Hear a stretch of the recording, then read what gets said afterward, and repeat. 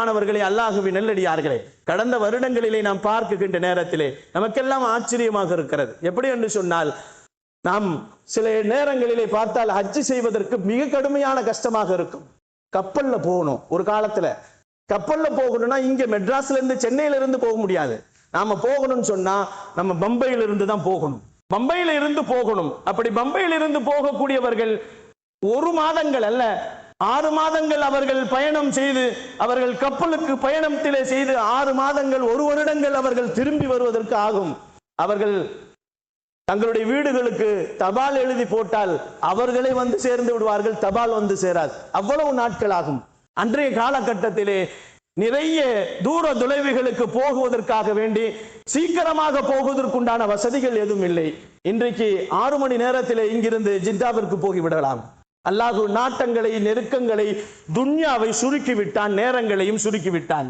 கண்ணியமானவர்களை 5 மணி நேரங்கள் போதும் என்பதையும் நமக்கு சுட்டி காட்டுகிறார்கள். கண்ணியத்திற்குரியவர்களே, அல்லாஹுவின் நல்லடியார்களே, இவ்வளவு சுருக்கமாகிய இந்த உலகத்திலே நாம் வாழ்ந்து கொண்டிருக்கிறோம். அதே போன்றுதான் கடந்த நீண்ட காலத்திற்கு முன்னால் பம்பையிலே சென்று ஹஜ்ஜுக்கு போகக்கூடியவர்களுடைய வாழ்க்கையை நாம் பார்க்கின்ற நேரத்திலே ஒரு ஹஜ்ஜாம் வரக்கூடிய ஹாஜிகளுக்கு முடிகளை ஒதுக்கி விடக்கூடியவர், முடிகளை மொட்டையடிக்கக்கூடியவர், அவர் பம்பையில ஹஜ்ஜாமாக இருந்தார்.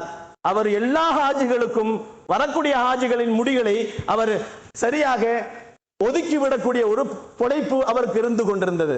அவர்கிட்ட ஒரு ஹாஜி கேட்டாராம், நீங்க இவ்வளவு ஹாஜிகளுக்கெல்லாம் நிறைய முடியெல்லாம் நீங்க ஒதுக்கி விடுறீங்க, ட்ரிம் பண்ணி விடுறீங்க, மீசையை வெட்டுறீங்க, அவர்களுடைய முடிகள் எல்லாம் ஒழுக்கப்படுத்தி விடுறீங்க, நீங்க ஹஜ்ஜாமா இருக்கிறீங்க, உங்களுக்கு எத்தனை ஹாஜிகள் துவா செய்வாங்க, உங்களுக்கு ஹஜ்ஜி நசீபாகலையான்னு கேட்டார்.